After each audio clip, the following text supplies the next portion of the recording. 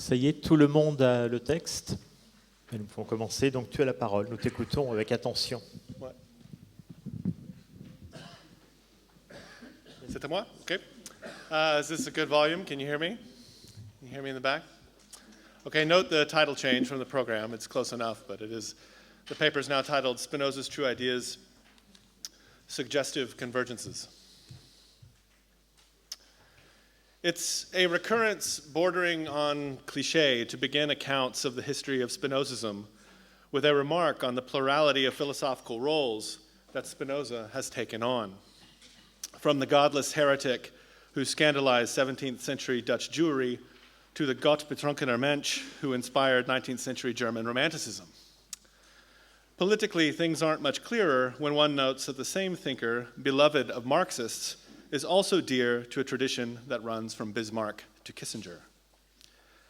A lot of this disparity has to do with the different intellectual, cultural, and political contexts that Spinoza has occupied.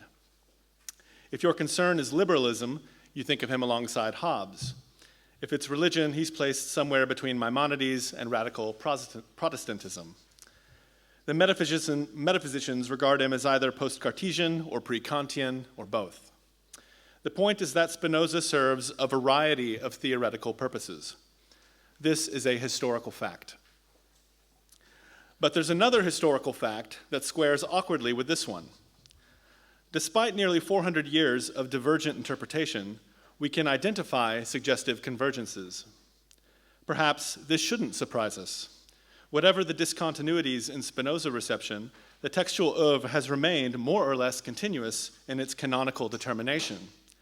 For example, no one disagrees whether Spinoza thinks that substance is by nature prior to its affections, even if they disagree on what that belief means. But I think we should be surprised to find philosophers who have different commitments and who are emerging from disparate and arguably incommensurate contexts, producing arguments that coalesce around a set of Spinozistic ideas. And this is all the more striking when there is no genealogical explanation for the commonality.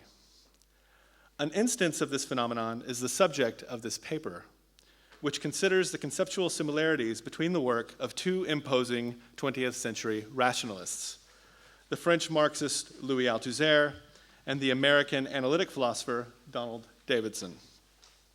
The fulcrum of this comparison will be occupied by the Spinozist conception of a true idea, which serves to illuminate both thinkers' efforts to challenge various empiricisms without relying on a set of idealist commitments that would be anathema to materialism in Althusser's case and naturalism in Davidson's.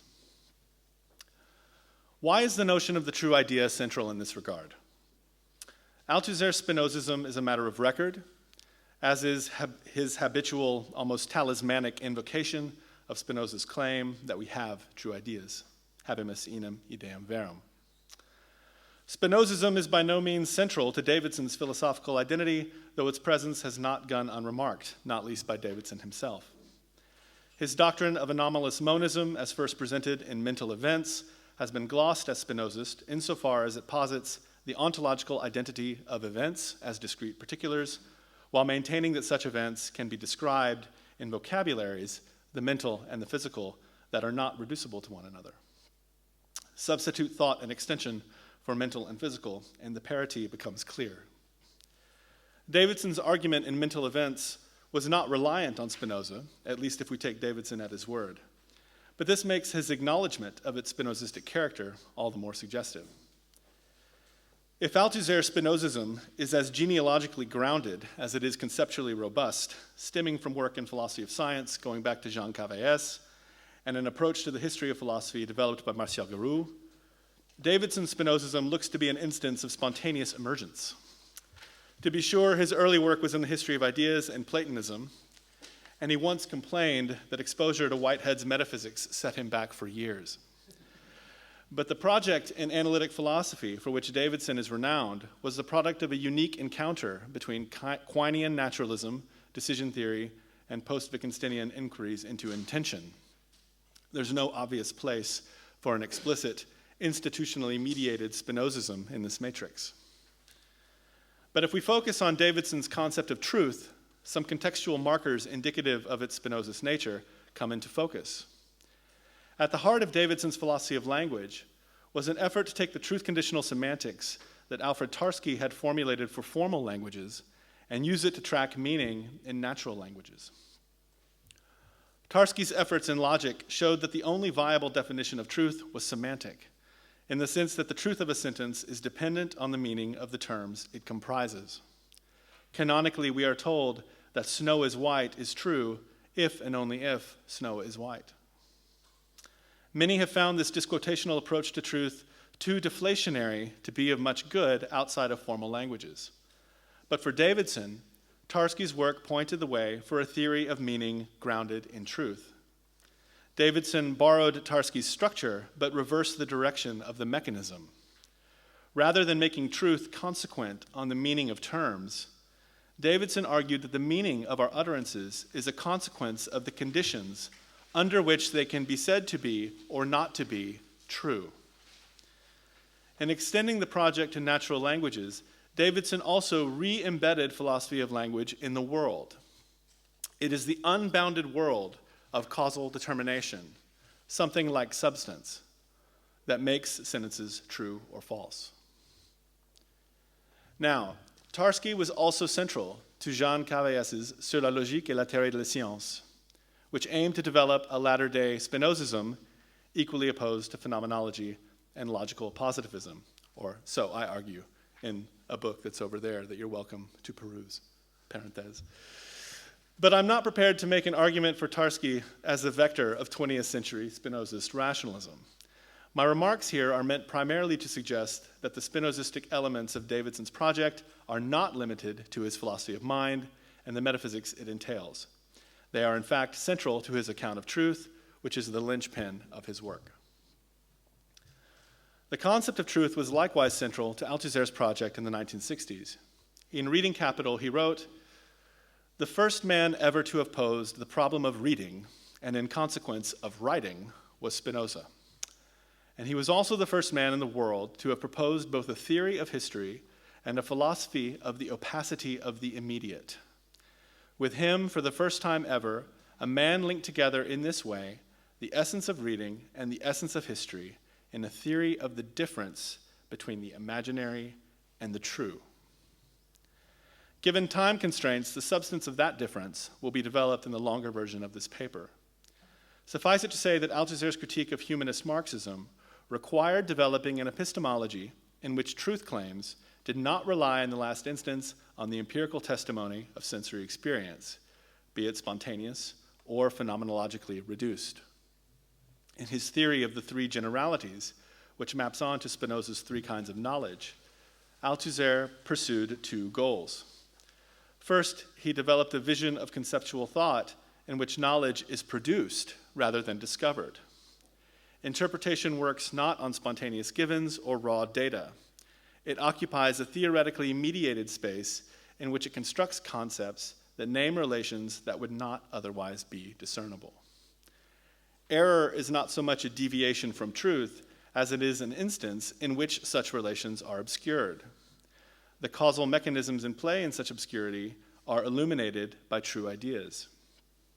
In a word, science explains the fact of ideology.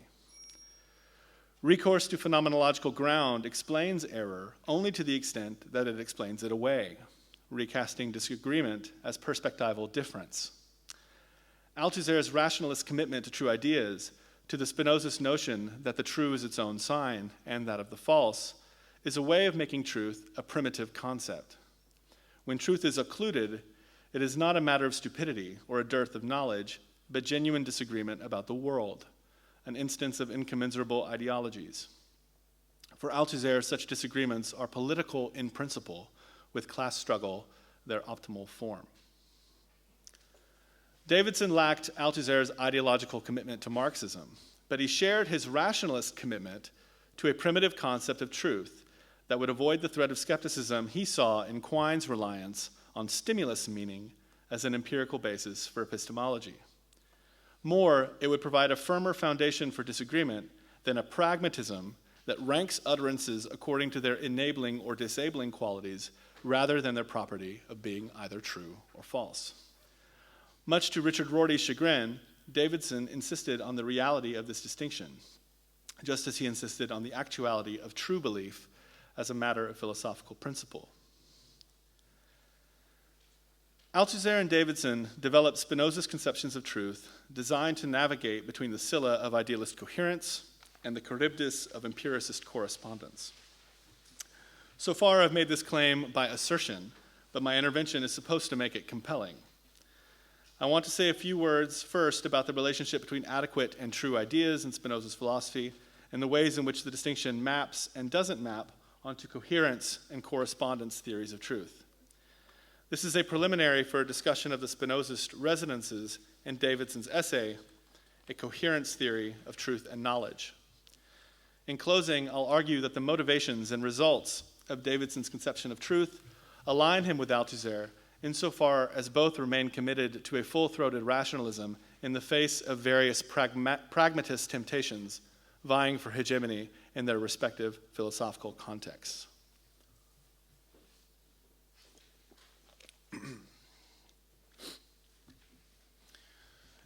In Althusser's view, to have a true idea of an object is not to think one has discovered the phenomenological ground uniting it to a subject in a common frame. Rather, it is to know the object as comprising relations that are essential to its concept. A circle is a figure drawn by a line, one end of which is fixed. Thus, we have a true idea of a circle. It's hard to conceive one for which this description does not apply, irrespective of phenomenological properties. This is the sense of a true idea being its own sign. It's something like an analytic truth with the force of a synthetic one. Althusser sought to do something similar with the mode of production, and with the capitalist mode of production as a specific instance of this more general concept. To form a true idea of the capitalist mode of production is to articulate the relations that are essential to its concept, most, if not all of which, turn on the relation of exploitation. Althusser never succeeded in this enterprise or in his effort to find support for all his views in Marx's own writings. But his self-recriminations on this score need not affect our judgment. The rationalist motivations are still salutary. He had good ideas. An important limitation of Althusser's Spinozism was its failure to make any distinction between the adequate and the true idea. In Spinoza's writing, the example of the circle seems to be an adequate idea, since it's a case of an idea expressing its efficient cause. The relationship between adequate and true ideas remains a contentious issue in Spinoza literature, but it's important to get a handle on it for understanding Althusser's rationalism as well as Davidson's. John Morrison's argument for an eccentric interpretation of true ideas is illuminating in this regard. Distinguishing his reading from coherence, correspondence, and causal accounts of truth in Spinoza, he concludes with the suggestion that, I quote, adequate and true are just different ways of picking out the same kind of idea, and therefore the real definition of adequate idea is the same as the real definition of true idea. How do adequate and true pick out the relevant kind of idea? Adequate picks it out by its intrinsic features, while true picks it out by its extrinsic features. Both involve knowledge of essence, our own essence and that of the object known. The letter to Tschirnhaus, Morrison cites, makes the point in spades, and here's Spinoza in letter 60. Between a true and an adequate idea, I recognize no difference but this, that the word true has regard only to the agreement, convenientia, of the idea with its object, ideatum, whereas the word adequate has regard to the nature of the idea itself. Morrison's account is credible, but his proposal for an eccentric interpretation seems a bridge too far, and that it serves mainly to restate the puzzle of Spinoza's epistemology as equivocating between, or indeed bridging, coherence and correspondence accounts. Partisans to either approach think that what's known truly is something like what Spinoza means by essence. And here Quine's remark that meaning is what essence becomes when it is divorced from the object of reference and wedded to the word seems germane. In its recapitulation of letter 60, Morrison's conclusion returns us to the suspicion that Spinoza wants to have it both ways with truth and meaning, essence. It also strengthens the intuition that the distinction between adequate and true might map via the figures of the intrinsic and the extrinsic onto the heuristic distinction between coherence and correspondence theories of truth. In Spinoza's epistemology, all adequate ideas are true ideas, but it's not clear that all true ideas are adequate ideas. An idea's property of being true is dependent on its agreement with something extrinsic to it. It is that extrinsic thing that makes the idea true. Here, roughly, is a notion similar to what Davidson is after in truth-conditional semantics, making allowances for the fact that Davidson trades in meanings, not ideas. But as Book 2, Definition 4 tells us, by an adequate idea, I mean an idea which, insofar as it is considered in itself without relation to its object, has all the properties, that is, intrinsic characteristics or denominations, of a true idea. So the definition of an adequate idea depends on that of a true idea, which is intrinsically defined, qua true idea, by the fact that its property of being true is extrinsically determined. Substance comes first in metaphysics, but truth comes first in epistemology. As we know, Spinoza's metaphysical project is hardly deflationary. The certainty that comes with true ideas is not a contingent feature of the world, but a necessary one. To grasp the necessity of such certainty is to form an adequate idea of the true idea. Yet such an adequate idea seems not to be an essential feature of thought. Otherwise, how do we wrongly think ourselves free, i.e., able to act contrary to necessity? Book 2, Proposition 23 tells us, he who has a true idea knows at the same time that he has a true idea and cannot doubt its truth. This experience is akin to what Timothy Williamson calls a factive mental state. Most states fit this description, the lion's share, in fact. The state of believing oneself free does not. We can doubt whether we are free.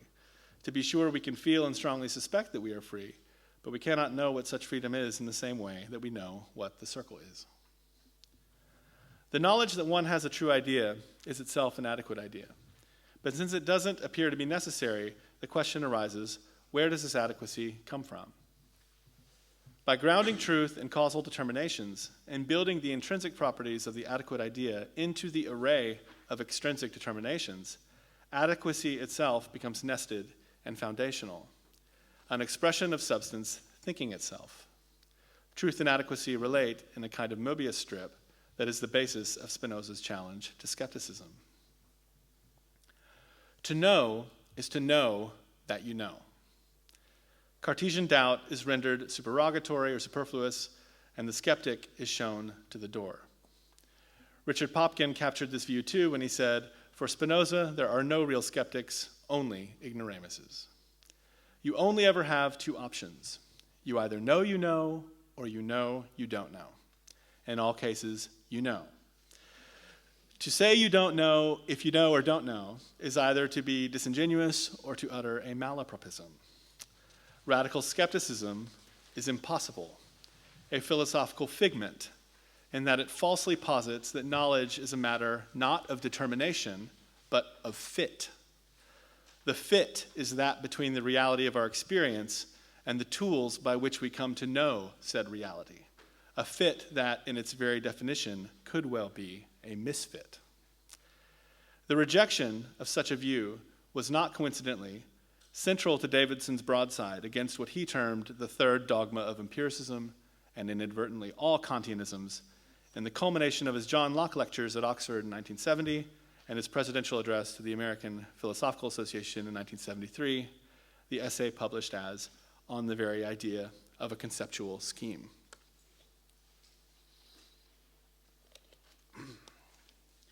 Many of Davidson's essay titles have a Spinozistic ring.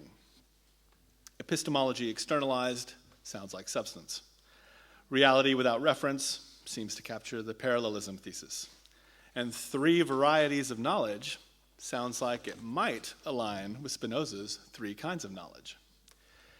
Here I want to focus on a coherence theory of truth and knowledge, in which Davidson seeks to develop the thesis that coherence yields correspondence.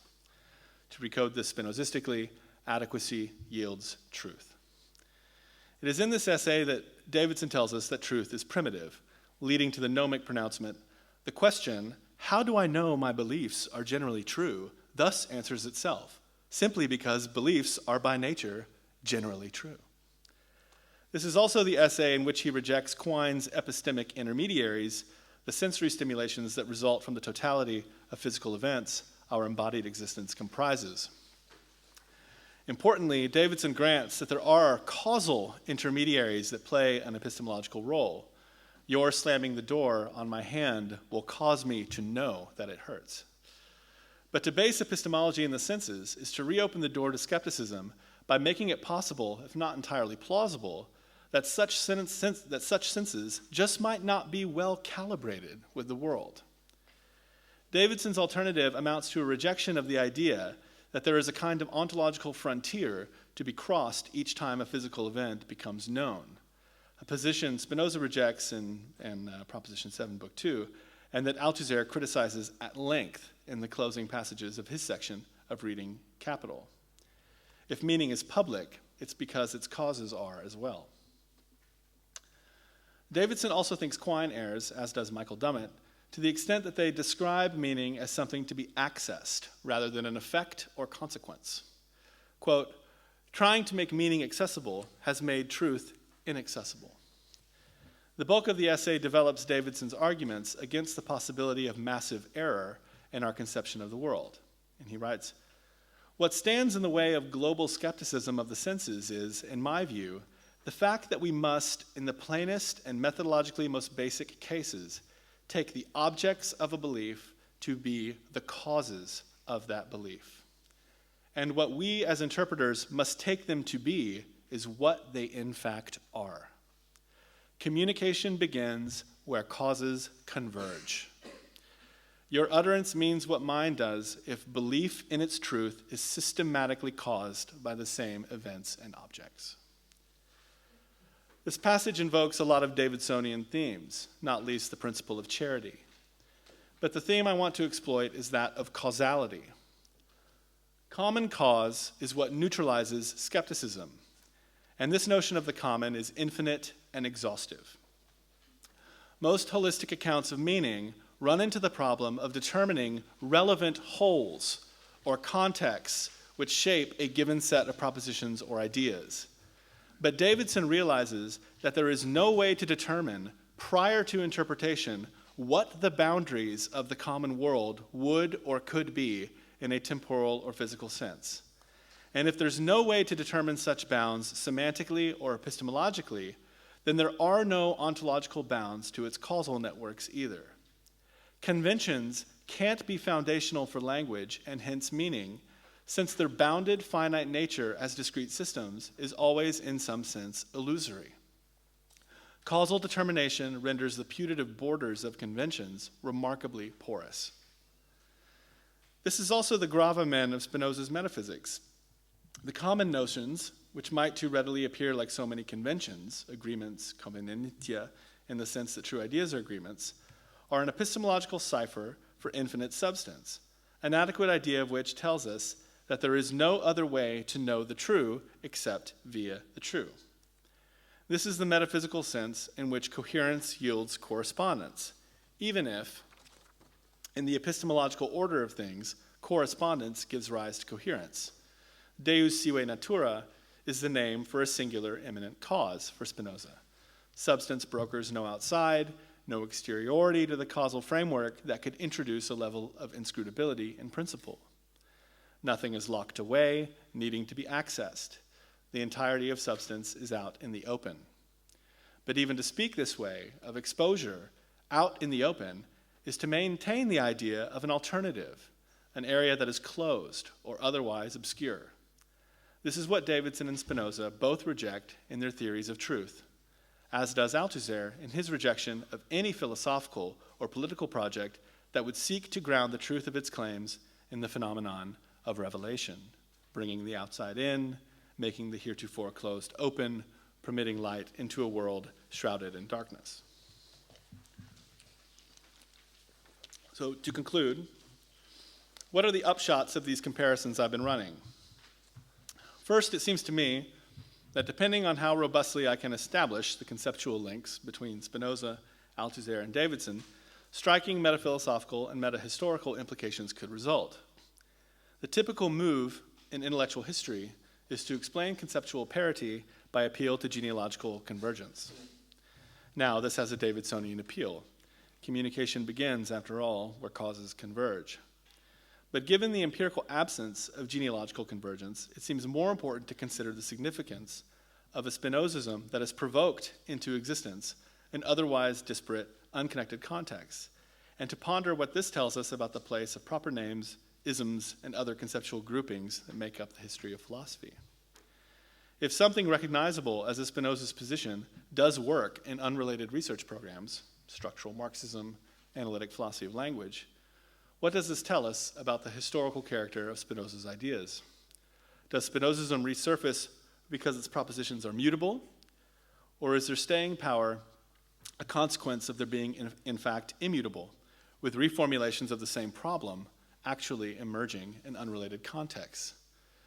These are open questions generated by the conceptual similarities I've sought to demonstrate. More locally, and as a kind of postscript, I think we can see in Althusser and Davidson a commitment to defend rationalism against pragmatist encroachments. In Althusser's case, it's worth considering what Michel Foucault does with many of his ideas. Foucault's critiques of ideology in the 1970s and the name of power knowledge amount to a rejection of the Spinozist basis of Althusser's theory. The result is a more flexible conception of political contestation and genealogical suspicion of all forms of truth and knowledge, in a word, pragmatism. But it seems significant that Foucault's political judgment becomes, in a sense, unmoored in this period. Witness the flirtations with neoliberalism, Iran, etc. A rudderless ship cannot trust its bearings. Political judgments that forfeit truth claims are similarly adrift. Davidson's worries over the political effects of cultural relativism and his rebuffs to Rorty speak to commitments similar to Althusser's in the face of Foucault's challenges. More evocative still, to my mind, is the place that Davidson occupies in efforts to develop an analytic pragmatism championed by Robert Brandom and John McDowell. Consider the place of a coherence theory of truth and knowledge in McDowell's Mind and World, where it is a fount that comes to serve as a foil, not unlike Althusser's materialist account of ideology will do for Foucault's pragmatics. In a word, Davidson plays the Spinoza to the Pittsburgh Hegelians. Unfortunately, or fortunately for me, as the case may be, cashing this metaphor out will have to be the subject of a different paper. Thank you.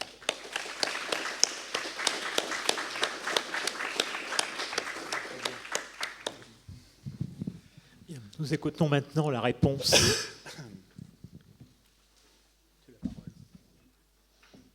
Tu as vraiment la parole. Le micro aussi.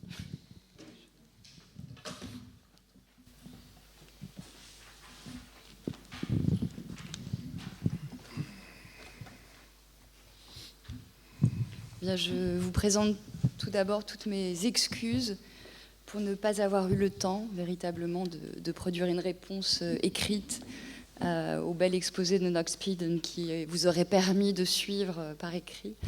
Je vais tout de même m'efforcer de parler posément, ce qui n'est pas spontané chez moi, et de reprendre un certain nombre de points qui ont été exposés dans cette conférence concernant la puissance du rationalisme spinoziste et l'emploi qui en a été fait dans deux traditions philosophiques distinctes, puisque c'est ce que le papier met en relief. Donc la reprise d'un rationalisme intégral, ni positiviste, ni idéaliste, dans le champ de la philosophie analytique, et en particulier donc chez Donald Davidson, qui oppose un certain nombre d'arguments spinozistes de fait et la conception spinoziste de la vérité contre l'épistémologie naturalisée de Quine, pour aller vite.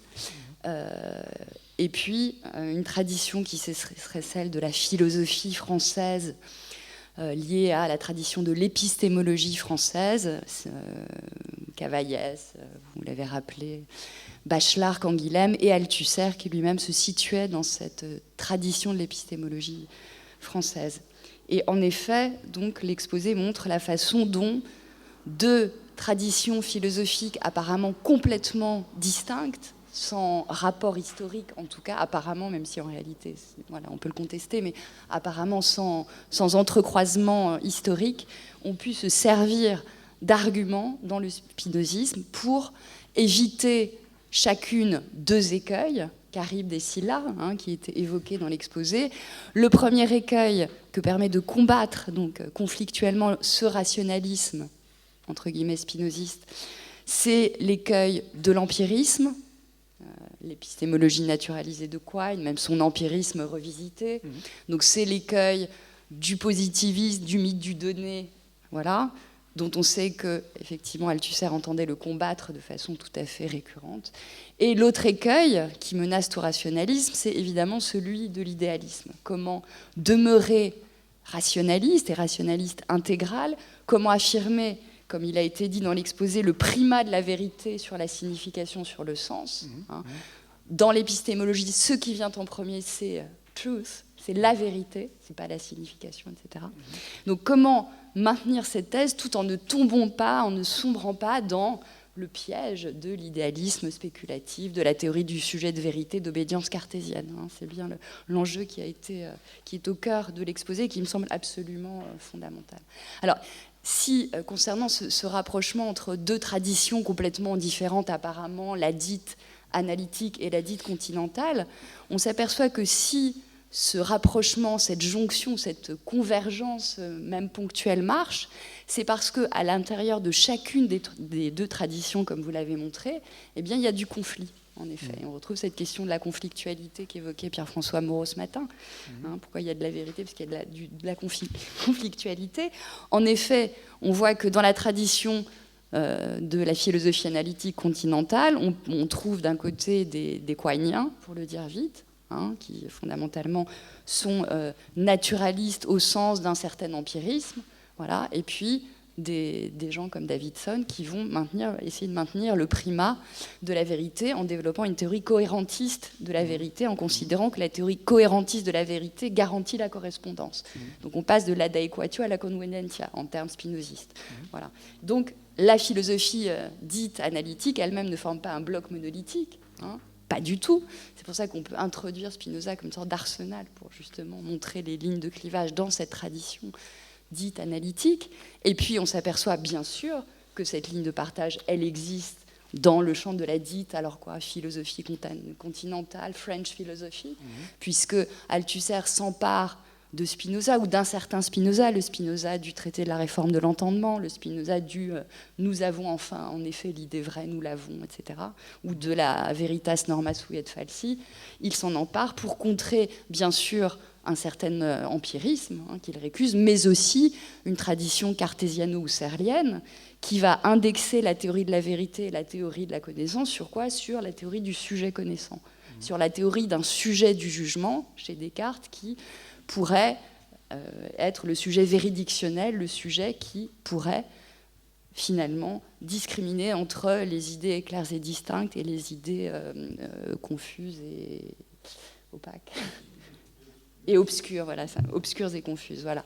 Donc, ce sur quoi je voudrais insister, c'est effectivement l'importance, alors je vais insister plus sur la tradition de la French philosophy, puisque nous sommes en France, et que l'aspect analytique a été extrêmement fouillé dans votre exposé. Chez Althusser, quel est finalement effectivement le rôle du rationalisme spinoziste? Il est absolument fondamental. Alors vous citiez les extraits de Lire le Capital. On pourrait aussi se référer à 2 autres textes que vous n'avez pas mentionnés. D'une part, ce fameux texte des éléments d'autocritique de Spinoza 1974, chapitre 4, dans lequel Spinoza, ce fameux rappel, nous avons été spinozistes, pourquoi, et nous le sommes encore d'une certaine façon. Et effectivement, Spinoza, par sa théorie aussi de la vérité, est le philosophe qui nous permet de penser la distinction entre la science et l'idéologie, entre la science et l'imaginaire. Et Spinoza est le philosophe anti-cartésien par excellence, puisque sa fameuse théorie du verum index sui et falsi, TRE, et aussi éthique 2, ce Spinoza permet de contrer un certain modèle cartésien de l'esprit, un certain modèle cartésien de la connaissance qui, comme je le disais, est toujours indexé à une théorie du sujet connaissant. Autrement dit, Spinoza, avec son fameux modèle de la connaissance comme production, l'autonomie du devenir des idées adéquates qui enveloppe par elle-même affirmation et négation, éthique 2, 48, Scoli, éthique 2, 49. Eh bien, Spinoza, avec cette théorie très étrange de la vérité comme norme d'elle-même et du vrai sans sujet véridictionnel, Spinoza développe avant la lettre une théorie de la connaissance comme procès sans sujet. Et on peut maintenir une théorie rationaliste de la connaissance, véritablement rationaliste, en posant le primat de la vérité, puisque la vérité, c'est du toujours déjà, l'idea vera, nous l'avons toujours déjà, etc., sans pour autant en passer par le schème cartésien d'un sujet connaissant, qui devrait garantir le passage de l'idée claire et distincte à l'idée vraie. Comment? Il y a le cogito, il y a aussi Dieu comme garant métaphysique de ce passage-là entre l'idée claire et distincte et l'idée vraie.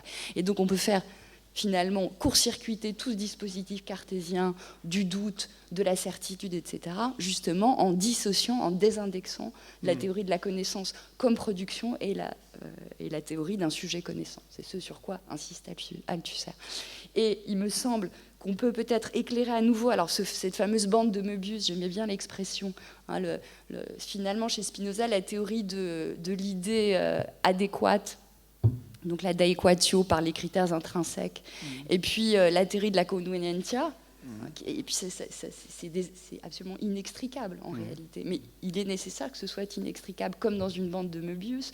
Le bord intérieur et le bord extérieur sont littéralement indissociables. C'est la définition de la bande de Möbius que Lacan avait reprise par ailleurs dans un autre contexte. Mais pourquoi précisément c'est tout à fait déterminant? Parce que il me semble que, et très vite je me réfère à un autre texte de Spinoza, pourquoi est-ce que finalement c'est un faux problème de se demander comment ça se relie la daequatio et la convenientia, en tout cas tel que Althusser lit Spinoza, puisque est-ce qu'Althusser aurait manqué la différence chez Spinoza entre...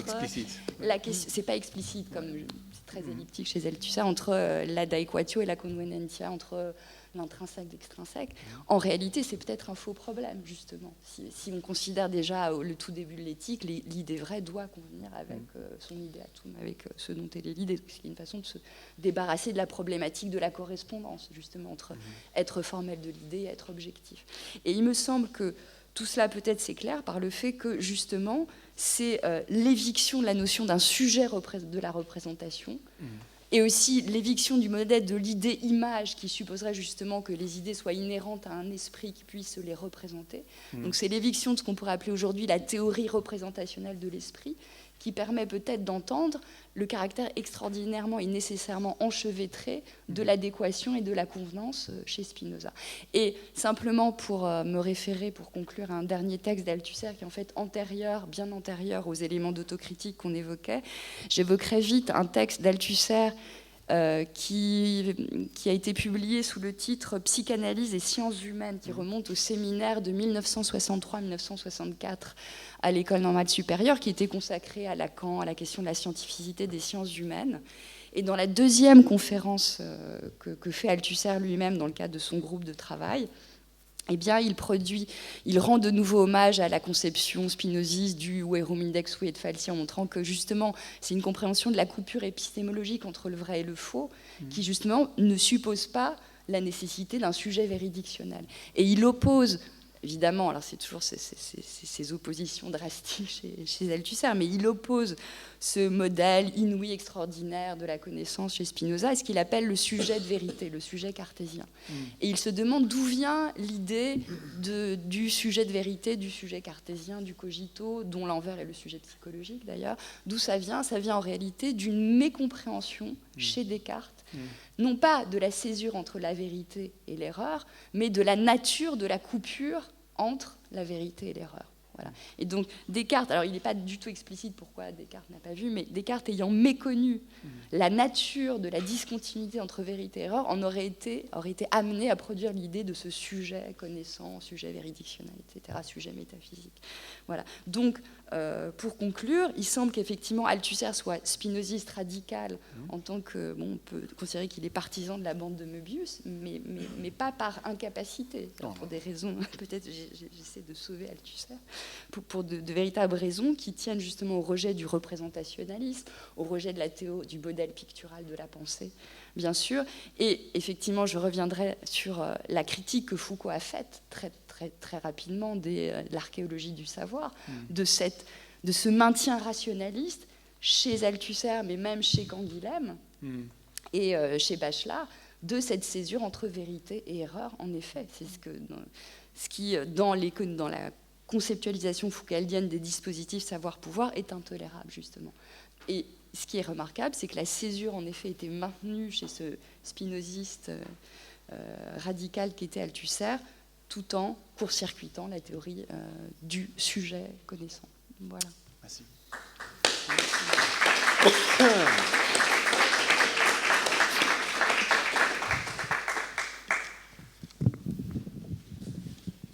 Merci. Qui a des questions?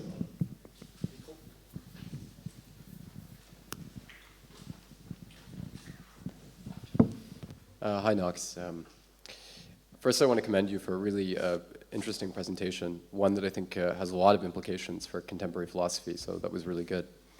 I want to pose a historical question, and I hope it's not too digressive. I don't feel that I'm too equipped to comment on your analytic sources. But one thing I thought was interesting in your presentation was when you discussed the issue of production versus discovery and kind of the Spinozist connotations of that in the work of Althusser. More slowly. Oh, sorry.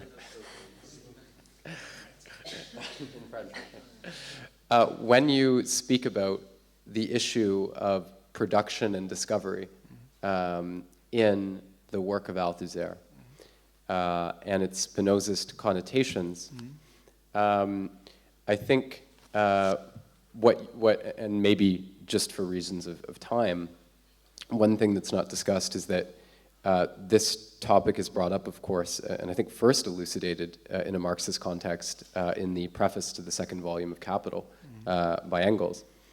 And I mean, Engels, I think, especially after Marx's death, concerned himself a lot with these kind of epistemological issues. And a lot of the time when he addresses epistemology vis-a-vis Marx, it can seem to have kind of a neo-Kantian bent. But certainly in that preface, there is a sense in which what you've characterized as a Althusser Spinoza side, right, which I think is this denial of truth as a phenomenological conceit, or describing it as a relational conceit, is actually present when he talks about Boyle and Lavoisier in Engels' comment in the preface to the second volume of Capital. So what I want to ask you is, with respect to the relationship of Spinoza and Althusser, and of course we know Marx read Spinoza, for instance, to what extent do you think that Spinozist bent is already latent in the work of Marx and perhaps Engels, if you will, or to what extent do you think this is an element that is greatly emphasized or augmented through Althusser's intervention? Thank you. As a rule, I am very suspicious of the idea that any ideas are latent anywhere. Because, for reasons I said in the talk, it gets you into this phenomenological or empiricist problematic of clearing away the brush to allow to flourish the latent idea. So I don't want to pursue that line. That said, there is a surface similarity between Engels' slogans in that preface and some of the stuff that Canguilhem, Bachelard, French philosophy of science does in the 20th century. Just like there's a similarity between Lenin's materialism and imperial criticism and certain things Davidson says. And I think that one way to explain these convergences or similarities has to do, again, with this idea of combat, philosophy often being defined by not necessarily binary, but opposing positions in certain settings. And these, I just wouldn't want to commit to this idea because it seems too metaphysically grandiose to suggest that the history of philosophy is just Parmenides and Heraclitus over and over again.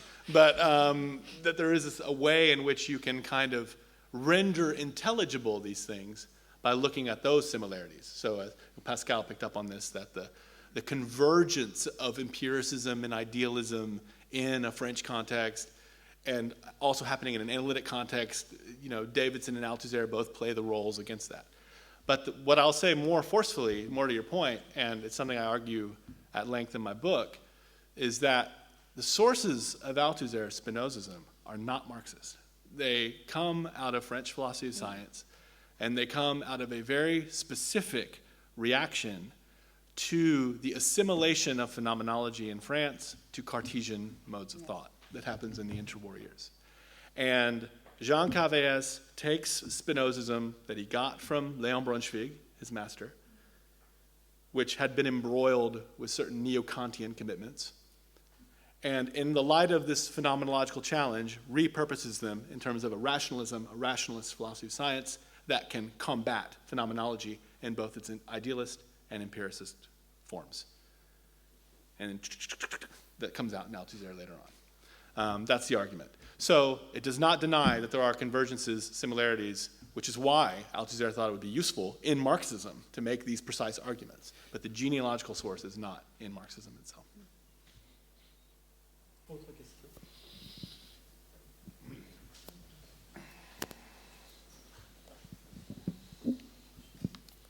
Thanks, Knox, for your paper.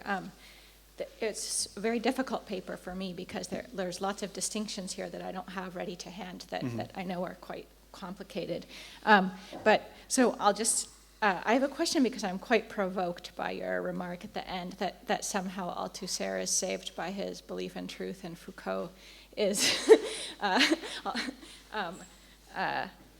somehow lost by virtue of having a different relationship to truth. I guess to get at it from the angle that you choose in your paper, it seems to me that there's also a notion of truth, especially in the late Althusser, as what he calls the effective truth of the thing, and where he calls upon Machiavelli as the things that come into being, so effective truths. And it seems to me that Spinoza's idea also of adequate causation, and in the realm of finitude, it's not that truths are just eternal and stable and these rudders that will always keep us on the right path, but there's also things that become true and cease to be true. So I wonder, and this is why I apologized at the beginning for my not having all of these distinctions really clear, but so I wonder if this opposition between a kind of pragmatic conception of truth, though I'll say I don't know exactly what that means, but the opposition between a pragmatic conception of truth and this other, whatever conception that you're... Rationalist. Yeah, this rationalist conception of truth, whether this opposition is as strong as you suggest, and it seems to me that certainly in Althusser, both of those notions are operative. That's a very good set of questions. Thank you.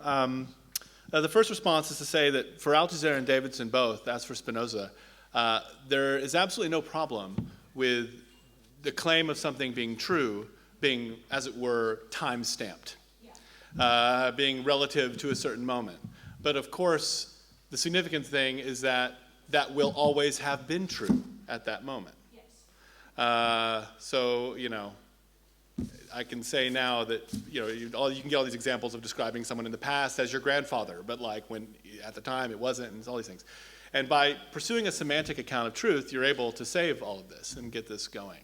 So truth doesn't need to be eternal in that sense. And of course, it's significant, as it was significant for Althusser, that he didn't like truth as much as he liked true.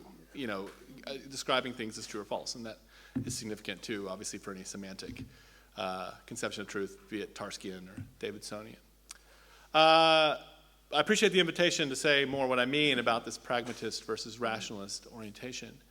I mean, I think that Foucault really, these debates are going on right now, obviously, about the 70s and the neoliberalism stuff. And I do think that Foucault, in that moment, in that critique of truth and knowledge and the relationship between them, does deprive himself of the means for talking about political contestation as anything more than the expression of a will or a desire that is unique and discrete to an individual. So political judgment stops being about disagreement about the world and becomes instead about expression of various differences.